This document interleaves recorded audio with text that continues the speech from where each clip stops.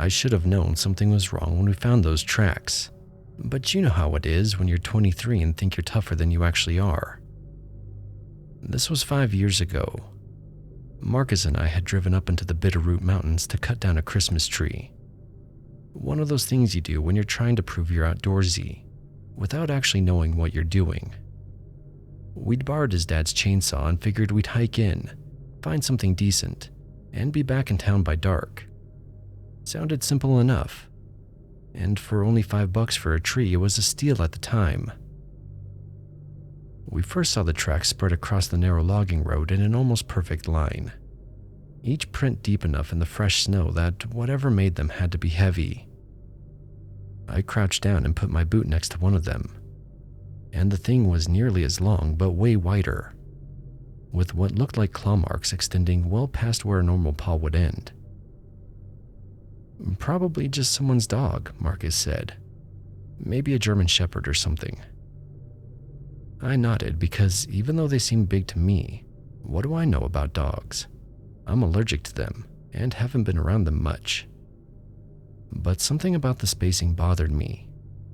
The distance between each print was too long, like whatever made them had been taking these unnaturally long strides. But we'd already driven 40 minutes to get up there, and Marcus's girlfriend had been dropping hints about wanting a real tree since Thanksgiving. A few weird dog tracks weren't going to send us home empty-handed. The trail wound upward through pines and firs, everything heavy with December snow that made the whole forest dead quiet, except for our boots crunching through the powder. The sun had already dropped behind the ridgeline, and that gray mountain twilight was settling in fast. I found myself checking my watch more than usual, realizing how quickly it was going to get completely dark up there. That's about when the feeling started, maybe half a mile in. You know that sensation when someone's staring at you from across a room?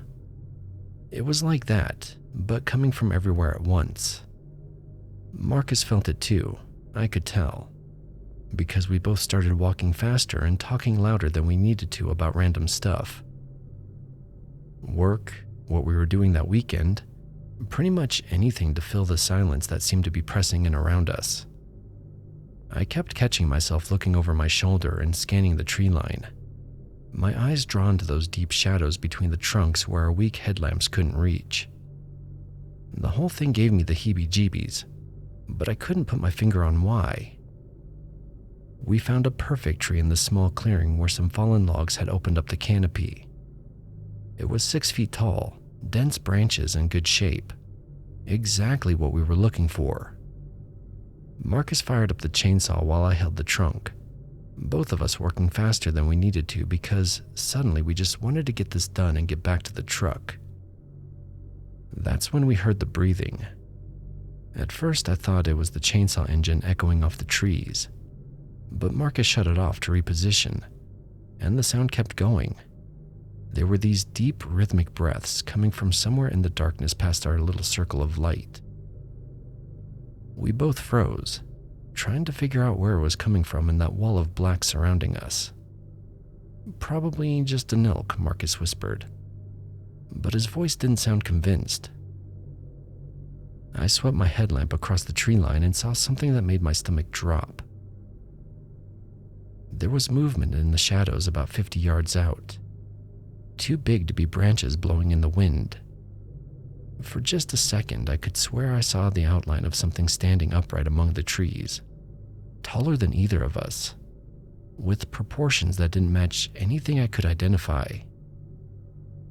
We finished cutting in complete silence, both of us working as fast as we could, our headlamps creating this tiny bubble of light that felt completely inadequate against all the darkness pressing in around us. Getting back to the truck turned into barely controlled panic. We dragged that tree between us, taking turns looking over our shoulders at sounds that might have been wind through the branches, or might have been something else keeping pace with us in the dark. I was certain I heard footsteps, even though I told myself I was being paranoid. When we heard those footsteps directly behind us, maybe 20 feet back, we gave up any pretense of staying calm. Marcus grabbed the trunk, I took the branches, and we basically ran that Christmas tree down the mountain. The sounds behind us got clearer, branches snapping, snow crunching under serious weight, and underneath it all, that same heavy breathing from the clearing. Loading the tree was pure adrenaline-fueled chaos. My hands were shaking so bad I could barely tie the strap, while Marcus started the engine. Both of us moving like we knew something was hunting us but couldn't say what. The truck cab felt safe until Marcus hit the headlights. It was standing right there at the edge of the light, where the road curved into darkness. Close enough that I could see details I still wish I couldn't remember. The thing was massive, had to be 7 feet tall, with shoulders and a chest like a bodybuilder, but covered in this coarse dark fur. The face was the worst part. Imagine a wolf's head stretched over a skull too big for any normal dog, with these yellow eyes that caught our headlights like reflectors. It didn't move toward us, but stood there watching, its chest rising and falling with each breath. Marcus floored it before either of us could say a word, and we went flying down that mountain road way too fast for the conditions. We hit every rut and snowdrift on the way down, bouncing around the cab like pinballs, somehow managing not to slide off the side or wrap ourselves around a tree. I still don't know how Marcus kept us on that narrow track. We didn't talk until we reached the county road, both of us breathing hard when Marcus pulled over and killed the engine. We sat there in silence for maybe a full minute before I finally managed to speak. "You saw it too," I said. He nodded, hands still death gripping the steering wheel. "Same thing you saw," he replied. We never talked about it again. Not when his girlfriend asked why we'd picked such an ugly tree, and not when people asked why we started buying our Christmas trees from the lot in town. I know exactly what it was we saw up there because I listened to stories about cryptids on YouTube all the time. I just never thought they were real, and I never thought I'd actually ever see one.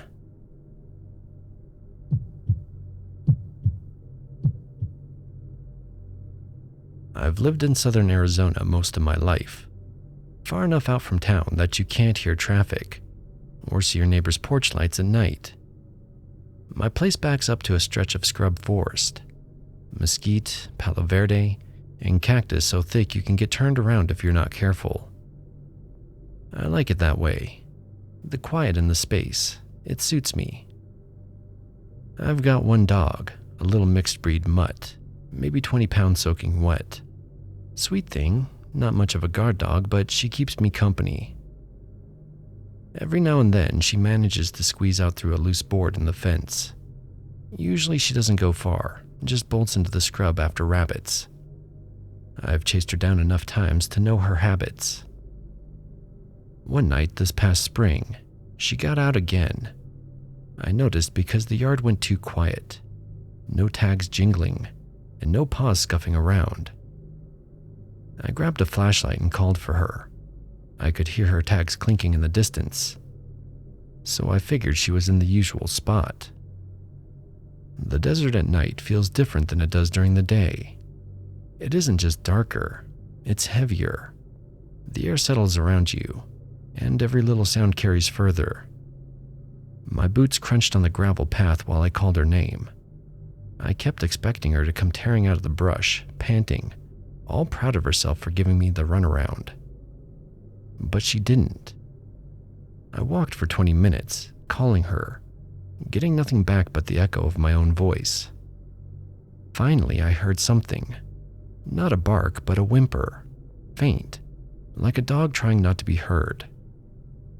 I followed it and found her curled up in a patch of dirt under a mesquite tree, tail tucked so far under her belly, she looked like she was trying to disappear into the ground. She was shaking hard, and when I squatted down to pet her, she pressed herself against me like she was begging to be picked up. At first, I thought maybe she'd gotten into a cactus spine or tangled with a rattlesnake. I checked her over. There were no bites and no wounds. She wasn't hurt. She was just scared out of her mind. I tried coaxing her to walk home, tugging on her collar gently. Normally she'd trot right along, but she wouldn't budge. She dug her paws into the dirt and whined. And that's when I heard it. A baby crying. It sounded close, not faint or carried on the wind. Close, like no more than 50 feet away. Thin and high-pitched, the way newborns cry when they're hungry. I froze in surprise. There aren't any houses anywhere near mine. Nobody has kids out here. The only thought that made sense was maybe a migrant had come through with an infant. That isn't unusual down here. Sometimes you'll hear of people crossing through the scrub, desperate and unprepared. I figured maybe someone needed help. I hesitated, looking down at my dog. She whimpered again, then buried her head against my leg. I left her there and started toward the sound. I walked in the direction of the crying for a good 5 minutes, but it never got any closer. The pitch stayed the same, always just ahead of me. My flashlight caught on twisted branches and thorn brushes, but never on another person. I called out, "Hey, you need help?" But nobody answered, just that crying, pulling me deeper into the scrub. Eventually, my gut caught up with me. Something about it wasn't right. I've heard babies cry before, and this, it was too even. No hitching breaths, no change in volume, like it was stuck on repeat. My scalp prickled and suddenly the quiet pressed in. I realized I couldn't hear insects anymore, or the distant hum of the highway. Just my boots, my breathing, and that cry. I turned back. When I reached my dog, she was still huddled in the dirt, eyes wide and ears pinned back. I scooped her up, she's small enough to carry, and held her against my chest the whole walk home. She didn't struggle, didn't try to wriggle down like she usually does. She just stayed curled against me, trembling. We got back inside and I shut every window and locked the doors. That should have been the end of it. I wanted it to be. But later that night, when the house had gone still and my dog was asleep at the foot of the bed, I heard it again. The crying. Not out in the scrub this time, closer, right outside my bedroom window. I sat up, listening, my palms getting all sweaty for some reason. My dog woke up and started whining again, pressing herself flat against the mattress. I pulled the blinds back just enough to look. At the edge of the scrub forest, perched in the crooked branches of a tree, something large was sitting there. I couldn't see it clearly, just a hulking silhouette against the stars. But when my eyes adjusted, I thought I saw a face. It didn't look like a bird's face, not really, but something kind of human, staring back.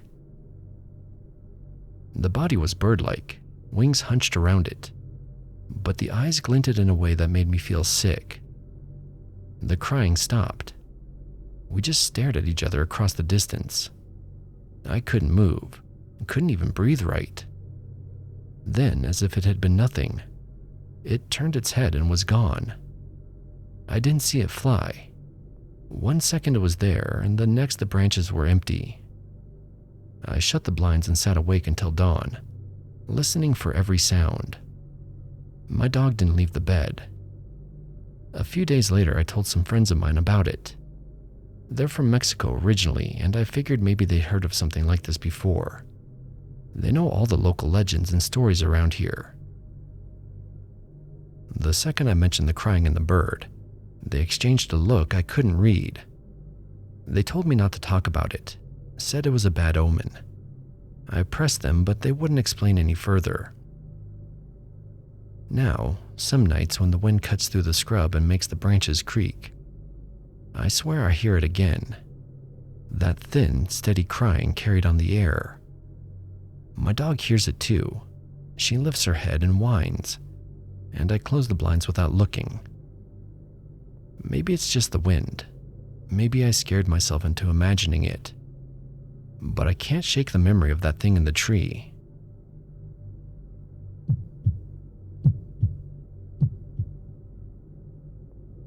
I don't really know how to start this, except to say I'm not the type to imagine things. I've lived in the same rural neighborhood for almost 10 years, and nothing strange has ever happened out here until recently. The first time I saw it, I didn't think much of it. I was getting ready for bed, just glancing at the windows the way you do before pulling the blinds shut. Our street is quiet, no sidewalks, just gravel shoulders and a couple of spaced out street lights.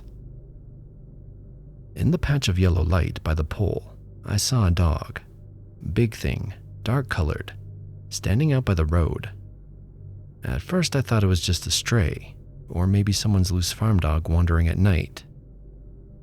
I was about to close the blinds when it lifted its head and looked right at me, and its eyes were glowing red. Not like when you catch a dog in a flashlight beam and they flare up green or yellow. This was red, dull but steady, like coals. I stood there too long trying to convince myself it was just the reflection from the streetlight, or maybe a trick of my window glass. But the longer I looked, the more I felt sure it wasn't either of those things. I finally shut the blinds and went to bed, telling myself not to overthink it. I wish that had been the only time I saw it, but a couple nights later, I was in the kitchen late. I got a glass of water and glanced out the back window. Our yard isn't fenced, just grass running out to a line of trees. And standing there at the edge of the yard was the same dog. It didn't look at me this time. It stood there, half in the shadows, and then padded behind one of the trees. But it never came out the other side. I could see the whole tree trunk from where I was standing, clear as day in the porch light. If something walked behind it, I should have seen it again as soon as it passed. But nothing did. The yard stayed empty. That was the first time I felt genuinely uneasy about it. The third time was worse. I'd been at a friend's place down the road and was walking home late. It's maybe half a mile, but out here it's dark once you leave the glow of the few streetlights. I had a flashlight, but the batteries were weak, and the beam kept flickering. Halfway home, I heard something moving behind me, paws hitting gravel. I turned, and there it was, maybe 50 yards back, just standing in the middle of the road. As soon as my light passed over it, it started running. I can't tell you how fast I moved. My chest felt like it was collapsing, and I could hear it closing in. The thump of paws, claws hitting stone. I didn't look back. I sprinted until my house came into view, cut across the yard, and slammed the door behind me. I was shaking so bad I had to lean on the wall to stay standing. When I finally got the nerve to peek out the window, there was nothing. Not on the road, not in the yard. Nothing but empty dark. I started thinking maybe I really was losing it. Maybe I'd worked myself into some kind of panic attack and imagined the whole thing. Except the next morning I went outside and saw paw prints in the yard. They weren't huge, not wolf-sized, but bigger than any normal dog around here. Pressed deep, like whatever made them was heavy. I tried not to think about it. For a while I didn't see anything, and I figured maybe that was it. But a week ago I saw it again. I was in the living room, lights low, half watching TV. Movement outside caught my eye. I turned, and through the window, I saw it standing at the edge of the yard again. Same dark shape, same red eyes. It didn't move, didn't come closer, only stood there. Why? I don't know. I shut the curtains and left them that way. I don't know what it is, or why it's been hanging around my place. I don't know if it's just me finally cracking up, or if I've actually got some kind of animal stalking the neighborhood. I only know I've seen it more than once, and I've got those paw prints to prove it wasn't all in my head. Since then, I don't go outside after dark anymore. I keep the doors locked, the curtains closed, and the porch light on. But sometimes, even with the curtains shut. I feel like it's still out there.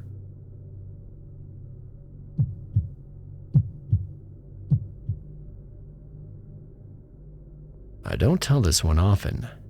Folks look at you different once you start talking about things that don't fit clean into the world they know. But you asked me straight, so I'll give it to you straight. We got 100 acres here in mid-Michigan. Not a giant operation by any means, but bigger than a hobby spread. Enough rows of apples and peaches to sell at the stand out front. Enough vegetables to take to market on Saturdays, and a handful of cattle and 2 old horses to keep the pastures from growing wild. It's not glamorous, but it's steady work. At least it used to be. This started in early August 2 summers ago. Usually that's the sweet spot for us. The orchard's heavy with fruit, tomatoes coming in strong, beans thick on the vines. It's the time of year when you're sweating like a hog, but you feel good about it because you can see the payoff right in front of you. First thing I noticed was the beans. Something had trampled 2 rows like a tractor rolled right through them. Only it wasn't straight like a machine would have done. It was messy, erratic, like a kid ran circles in there dragging a stick. But whatever it was big, stalks crushed flat, roots half torn out of the soil. I figured maybe a deer or a stray cow from down the road, though I didn't like how deep the prints went. Didn't think much of it until 3 days later, when my boy came running in from the orchard saying a tree had been scratched. I thought he meant a storm branch cracked, but when I went out there, damn if I didn't see claw marks up the side of one of our peach trees. 4 deep grooves, clean through the bark, higher than I could reach. They weren't ragged like damage from a tool or a storm. These were fresh, raw, with sap still bleeding. You don't want to believe something's prowling your land. We got coyotes, sure, and every once in a while a black bear wanders down from up north. But these didn't look like that. Still, I chalked it up to bear sign. My wife said maybe we should call the DNR, but I've lived here my whole life. I know what bear sign looks like. A couple weeks go by and weirdness keeps stacking up. Potatoes dug out like somebody rooting with both hands. Corn broken over waist high. Always at night and at random spots. Never enough to ruin the season, but enough to make you feel like you're being toyed with.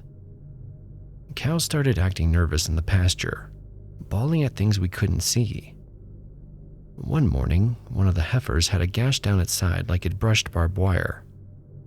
Except the fence wasn't broken and the cut was too clean. I stopped sleeping right, started doing late-night checks with a shotgun across my arm. My wife worried I was scaring the kids, but I told her better they see me patrolling than see me careless. It came to a head one Saturday night, hot and humid, with crickets screaming so loud it felt like they were inside your head. I'd gone out to lock the barn, make sure the feed wasn't left open, just habit really. As I crossed the yard, I heard the sound from the pasture. Not a coyote yip, and not a cow lowing. It was wet, ripping and tearing. The moon was out enough I didn't need a flashlight. And that's when I saw the dark shape hunched over near the far fence. My gut said cougar, though I've never seen one here. I shouted, hoping it'd run off. It did stand, but it didn't bolt. It straightened up on 2 legs. I froze, unable to make sense of what I was looking at. It was taller than me, broad shoulder, covered in a dark coat that looked half fur, half filth. The head was wrong, too long in the muzzle. Ears pointed like a shepherd dog, eyes catching the moonlight like metal. Its arms hung low, but I saw hands, not paws. The cow it had been feeding on let out one last groan and went still. The thing twitched like it didn't like me seeing it. Then it bolted. I've never seen anything move that fast. It cleared the fence like nothing, and hit the tree line. Gone in seconds. Not even branches snapping. Just swallowed by the dark. I walked to the fence with the shotgun raised, but my hands were shaking. The heifer was ripped open from belly to rib, organs scattered like somebody had butchered it in the dark without care. I'll never forget that smell, copper and rot. I didn't sleep that night, didn't tell my kids what I saw, though my wife could tell from my face. Next day, we dragged what was left of the heifer out with the tractor and buried it deep. I thought about calling someone, sheriff, DNR, anybody. But what do you say? I saw a dog walking on 2 legs eating my cow. They'd think I'd lost it, and maybe I had. Thing is, I know what I saw, and I know it wasn't a bear, or a coyote, or some cougar just passing through. Since that night, we haven't had another incident. Crops grow fine, trees stay untouched, cattle calm again. But I can't shake the feeling that it left when it wanted to, not because of anything I did. Every so often, late at night, the horses will start snorting and pawing, ears forward at the tree line. I don't go out there anymore when that happens. I just wait it out, shotgun across my knees, lights off. Folks in town sometimes talk about things like that, usually in hushed tones at the diner, always with a laugh at the end so nobody has to feel foolish. They call it the Dogman, say it prowls the woods up here, seen since way back. I don't care what name you give it. All I know is it walks on 2 legs and it's not afraid of us.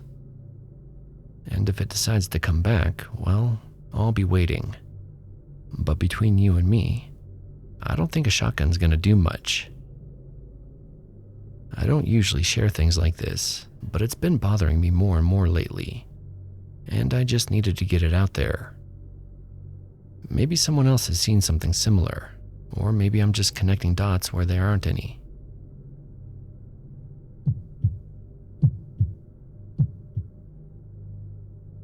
I live in a decent-sized apartment complex, the kind with 4 long buildings facing each other, and a little parking lot in the middle. I've been here for about 4 years with my son. He's 8 now. For the most part, it's safe. Nothing worse than people arguing too loudly, or kids running around in the breezeways. But over the last year, there's been this man. At least, I think it's a man. He's always dressed in black. Black windbreaker, black jeans, and a baseball cap pulled down so low I can never really see his face. Just a bit of his skin sometimes. And it looks weird. Pale, shiny, almost like candle wax. The first time I saw him was late last summer. I was coming home from work around 11, and as I pulled into the lot, my headlights caught him standing between 2 cars. He didn't move, didn't look up, just stood there with his hands in his pockets. He was tall, like really tall, over 6.5 feet, maybe closer to 7. I remember slowing down, thinking maybe he was waiting for someone, but the whole thing felt off. By the time I parked and got out, he was gone. That night, our building's laundry room caught fire. Nothing huge, but the whole place smelled like smoke for days, and 2 dryers had to be replaced. I didn't think anything of it at the time, just thought it was bad luck. The second time was in the fall. I was walking my son back from a neighbor's place. Her kid and mine like to play video games together. And it was just after dark, maybe 7. We were crossing the lot when I saw him standing near the dumpsters, half in the shadows. Same outfit, same posture, cap pulled low. My son didn't notice him. I almost pointed him out, but something in me just said keep walking, don't draw attention.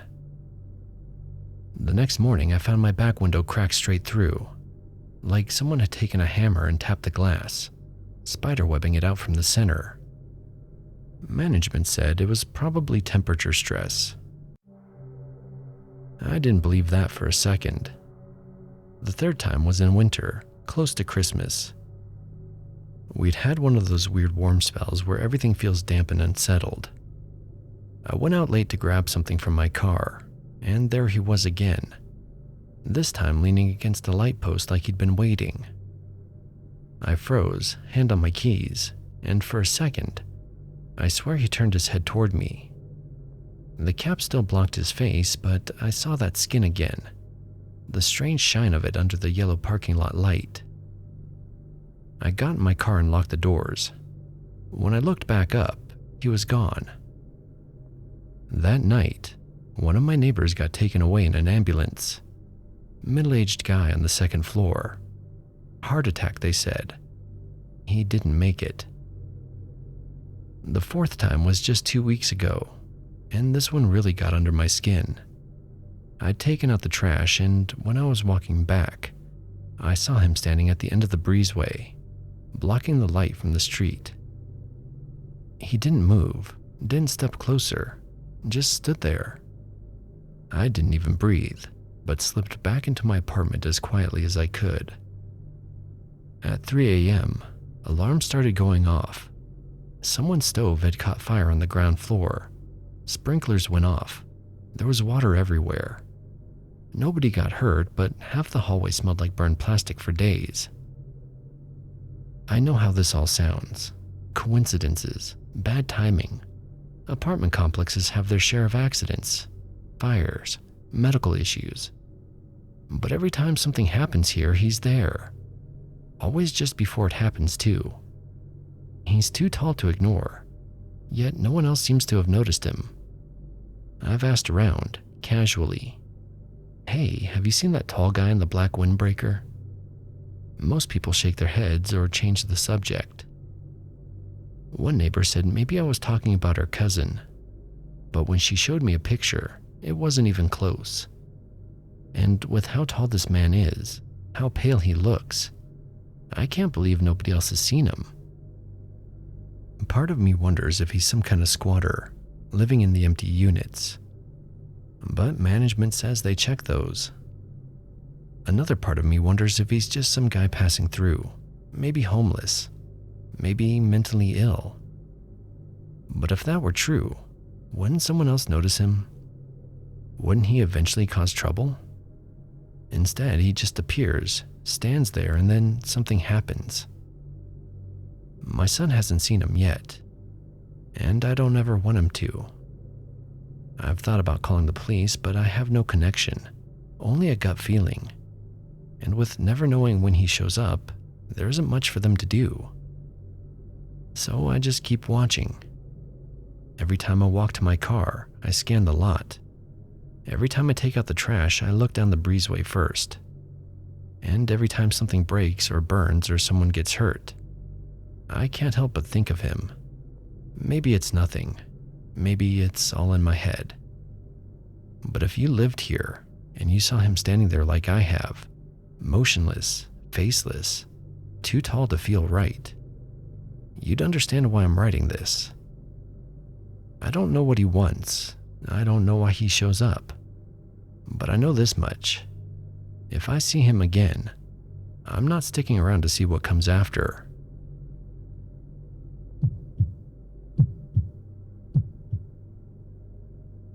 I know how this sounds. I've told maybe 3 people about what happened out there in the Chihuahuan desert. And every time I do, I see that look. You know the one, the polite nod, the slight lean back, like they're trying to figure out if I've lost my mind or if I'm just pulling their leg. But I'm telling you exactly what I saw, exactly how it happened.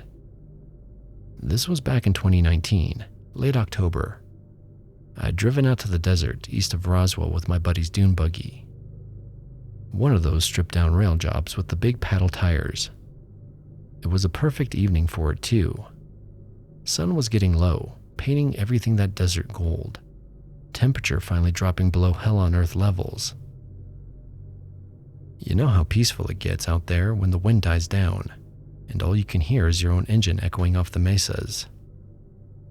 I'd been riding for maybe an hour, hitting some of the bigger dunes, near bottomless lakes. When I decided to take a break, I killed the engine on top of this rise and just sat there, drinking some water, watching the shadows get longer. And that's when I saw the coyote. Nothing unusual about that. Desert's full of them. This one was maybe 50 yards out, just trotting along like they do, nose to the ground. Standard desert dog, kind of scrawny, grayish-brown coat. It disappeared behind this cluster of mesquite and creosote brush, thick stuff about head high. I'm sitting there maybe 2-3 minutes, just enjoying the quiet, when I see movement behind the same brush. Figure it's the coyote coming back around. But what walks out from behind those bushes is a man, tall and thin, wearing what looked like jeans and a dark shirt. Nothing weird about his clothes or anything like that. But here's the thing. There was nowhere for a man to come from. I'd been sitting up high with a clear view for miles in every direction. No truck, no ATV, no footprints in the sand leading to those bushes. And I'd been watching that exact spot where the coyote went in. The man stood there for maybe 10 seconds, just looking around. Never looked up at me. Never seemed to notice the dune buggy. But then he started walking, same direction the coyote had been going, same casual pace. Like he belonged there. Like walking alone in the middle of the desert, 40 miles from the nearest road, was the most natural thing in the world. That's when my skin started crawling. Every instinct I had was screaming at me to get out of there. I've spent my whole life in this desert, hunting, camping, riding, and I've never felt anything like that. It was primal, like some part of my brain that remembers when humans were prey animals was suddenly wide awake and terrified. I fired up that buggy and took off without looking back. Didn't slow down until I hit pavement. The whole ride home, I kept checking my mirrors, half expecting to see someone running behind me at impossible speed. People ask me if I really think it was, well, you know, what people say it was. Honestly, I don't know what I saw out there, but I know what I didn't see, and that was any way for a man to appear behind those bushes. I haven't been back to that part of the desert since. You have been watching Neon Noir, a Radeon production brought to you by Spoopy Cola.